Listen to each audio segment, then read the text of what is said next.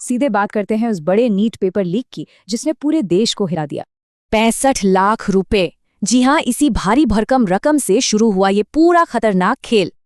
और पता है, ये पूरी रकम परीक्षा से पहले ही एकदम एडवांस में चुका दी गई थी। सरकार ने भी माना कि सिस्टम में सेंध लगी है, नतीजा परीक्षा रद्द करनी पड़ी।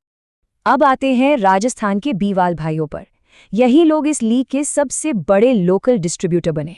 हैरानी की बात यह है कि इस परिवार के 5 बच्चों को एग्जाम से पहले ही पेपर मिल गया था।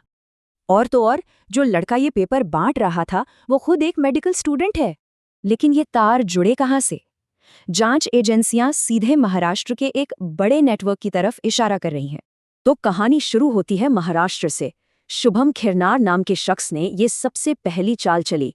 वहां से ये पेपर पहुंचा हरियाणा के गुरुग्राम, यश यादव के हाथों, जो खुद सीकर में पढ़ रहा था।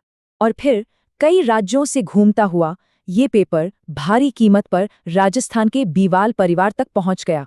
सबसे बड़ा झटका तो ये है कि मुख्य आरोपी शुभम खुद एक मेडिकल छात्र और डॉक्टर का बेटा है।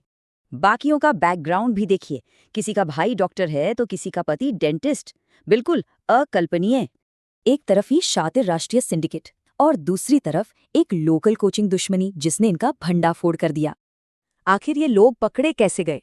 दरअसल नेटवर्क के एक सदस्य ने हद पार कर दी। हुआ ये कि ऋषि नाम के लड़के ने बिना सोचे समझे खुलेआम ये पेपर बांटना शुरू कर दिया। बस फिर क्या था, एक विरोधी कोचिंग और पीजी वाले ने तुरंत एनटीए को इसकी खबर दे दी।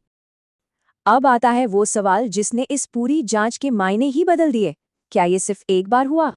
बिल्कुल नहीं। सच तो ये है कि 2025 के पेपर भी पहले से ही लीक हो चुके थे।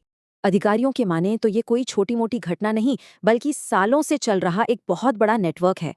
क्या हमारा सिस्टम भविष्य में ऐसे खतरनाक सिंडिकेट्स को रोक पाएगा? सोचने वाली बात है ना?